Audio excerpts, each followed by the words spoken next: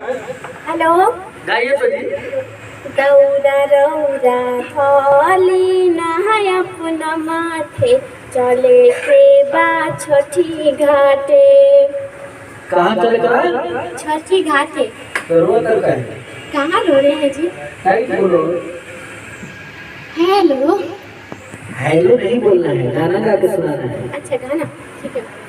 दौरा रौरा थली नाय अपना माथे चले के बा छठी घाटे। छठी घाटे चले। हाँ जी बाजार है, थोड़ा गाइए तो बढ़िया से। ठीक है। आइए। दौरा रौरा थली नाय अपना माथे चले के बा छठी घाटे चले के छठी घाटे।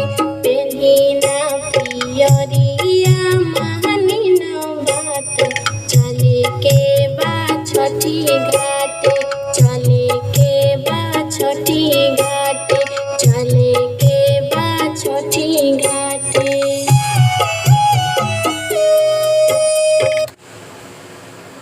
धीरे धीरे आवाज बढ़ा रही है, धीरे धीरे। हाँ जी अंतरा है यार। हाँ जी हाँ जी चलिए।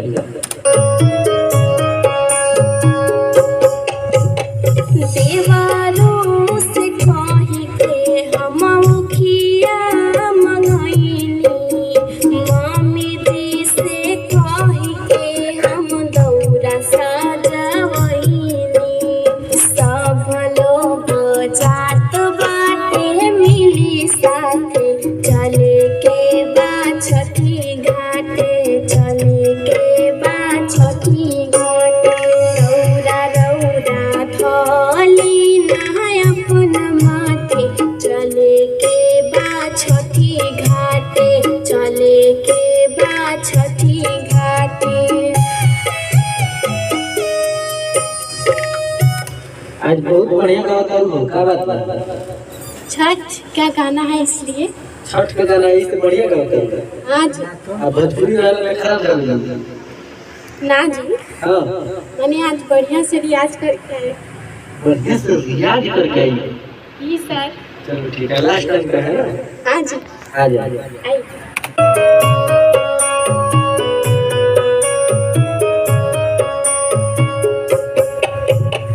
पहिले पहिल छठ भूखल बानी जल्दी से तैयारी होखी बात हमार मानी। ननदो संगीता के लेली साथे चले के बा छठी घाटे चले के बा छठी घाटे। दौरा रौरा थली नहाय अपना माथे चले के बा छठी घाटे चले के बा छठी घाटे। पेन्हिना पियरिया महनिना बात चले के बा छठी घाटे चले के बा छठी घाटे चले के बा छठी घाटे। जय हो छठी मैया। जय जय। आ जाए कंप्लीट।